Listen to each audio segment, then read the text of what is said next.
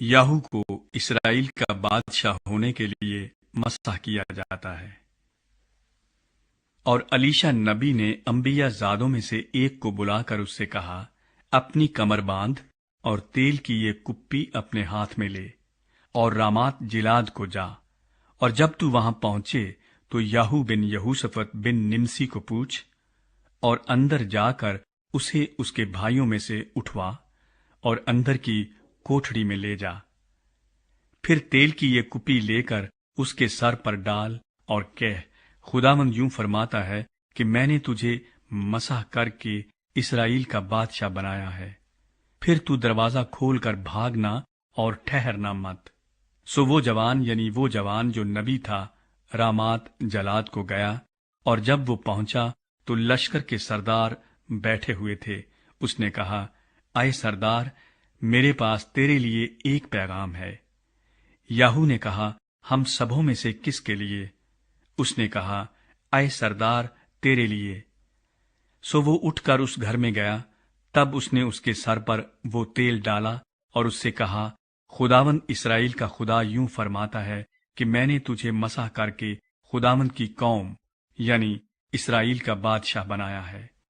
सो तू अपने आका अखीब के घराने को मार डालना, ताकि मैं अपने बंदों नबियों के खून का और खुदावंद के सब बंदों के खून का इंतकाम एजबल के हाथ से लूं, क्योंकि अखीब का सारा घराना नाबूद होगा।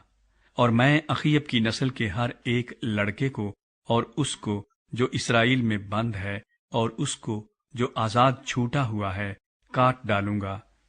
और मैं अखीब के घर को नबात के बेटे युरबाम के घर और अखिया के बेटे बाशा के घर की मानिंद कर दूंगा, और एजबल को यज़राइल के इलाके में कुत्ते खाएंगे। वहां कोई न होगा जो उसे दफन करे। फिर वो दरवाजा खोलकर भागा। तब याहू अपने आका के खादिमों के पास बाहर आया, और एक ने उससे पूछा, सब खैर तो है? ये दीवाना तेरे पास क्यों आया था? उसने उनसे कहा, तुम उस शख्स से और उसके पैगाम से वाकिफ हो। उन्होंने कहा, ये झूठ है, अब हमको हाल बता। उसने कहा, उसने मुझसे इस तरह की बात की और कहा कि खुदावंद यूं फरमाता है कि मैंने तुझे मसह करके इसराइल का बादशाह बनाया है। तब उन्होंने जल्दी की और हर एक ने अपनी पोशाक लेकर उसके नीचे सीढ़ियों की चोटी पर बिछाई और नरसिंगा फूंक कर कहने लगे कि याहू बादशाह है। इसराइल के बादशाह यूराम का कत्ल। सो याहू बिन यहूसफत बिन निमसी ने यूराम के खिलाफ साजिश की, और यूराम सारे इसराइल समेत शाही आराम हजाइल के सबब से रामात जिलाद की हिमायत कर रहा था। लेकिन यूराम बादशाह लौट गया था ताकि यज़रील में उन जख्मों का इलाज कराए जो शाही आराम हजाइल से लड़ते वक्त आरामियों के हाथ से लगे थे।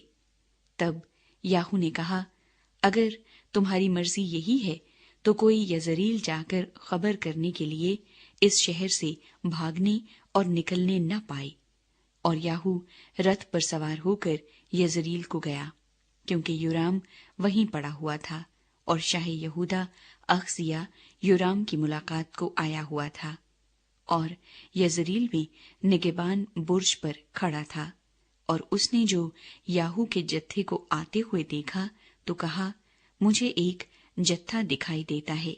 यूराम ने कहा, एक सवार को लेकर उनसे मिलने को भेज, वो ये पूछे, खैर है?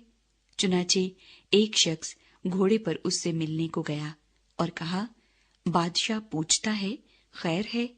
याहू ने कहा, तुझको खैर से क्या काम? मेरे पीछे हो ले।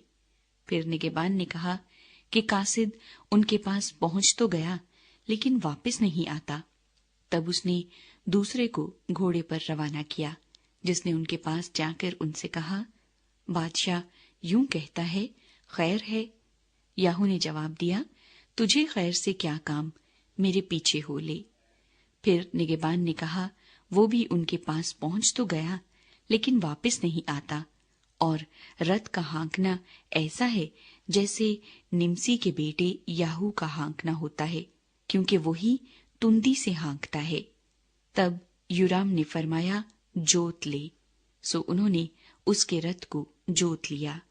तब शाह इसराइल योराम और शाह यहूदा अख्जिया अपने अपने रथ पर निकले और याहू से मिलने को गए, और यजरीली नबूत की मिल्कियत में उससे दो चार हुए। और योराम ने याहू को देखकर कहा, ऐ याहू, खैर है? उसने जवाब दिया, जब तक तेरी माँ एजबल की जिनाकारियां और उसकी जादूगरियां इस कदर हैं, तब तक कैसी खैर। तब योराम ने बाग मोड़ी और भागा और अख्जिया से कहा, ऐ अख्जिया, फितना बपा है। तब याहू ने अपने सारे जोर से कमान खींची और योराम के दोनों शानों के दरमियान ऐसा मारा कि तीर उसके दिल से पार हो गया और वो अपने रथ में गिरा। तब याहू ने अपने लश्कर के सरदार बिदकर से कहा, उसे लेकर यजरेली नबूत की मिल्कियत के खेत में डाल दे, क्योंकि याद कर कि जब मैं और तू उसके बाप अखयब के पीछे पीछे सवार होकर चल रहे थे, तो खुदावन ने ये फतवा उस पर दिया था कि यकीनन मैंने कल नबूत के खून और उसके बेटों के खून को देखा है। खुदावन फरमाता है, और मैं इसी खेत में तुझे बदला दूंगा। खुदावन फरमाता है, सो जैसा खुदावन ने फरमाया है उसे लेकर उसी जगह डाल दे। एजबल का कत्ल। और जब याहू यजरील में आया तो एजबल ने सुना और अपनी आंखों में सुरमा लगा और अपना सर संवार खिड़की से झांकने लगी। और जैसे ही याहू फाटक में दाखिल हुआ, वो कहने लगी, ऐ जिमरी, अपने आका के कातिल, खैर तो है? पर उसने खिड़की की तरफ मुंह उठाकर कहा, मेरी तरफ कौन है, कौन? तब दो तीन ख्वाजा सराओं ने इसकी तरफ देखा। इसने कहा, उसे नीचे गिरा दो। सो उन्होंने उसे नीचे गिरा दिया और उसके खून की छींटें दीवार पर और घोड़ों पर पड़ी, और इसने उसे पांव तले रौंदा। और जब ये अंदर आया तो इसने खाया पिया। फिर कहने लगा, जाओ उस लानती औरत को देखो और उसे दफन करो, क्योंकि वो शहजादी है। और वो उसे दफन करने गए, पर खोपड़ी और उसके पांव और हथेलियों के सिवा उसका और कुछ उनको न मिला। सो वो लौट आए और इसे ये बताया। इसने कहा, ये खुदावंद का वही सुखन है जो उसने अपने बंदे एलिया तिशबी की मार्फत फरमाया था कि यजरील के इलाके में कुत्ते एजबल का गोश्त खाएंगे, और एजबल की लाश यजरील के इलाके में खेत की खाद की तरह पड़ी रहेगी, यहाँ तक कि कोई न कहेगा कि ये एजबल है। अखियब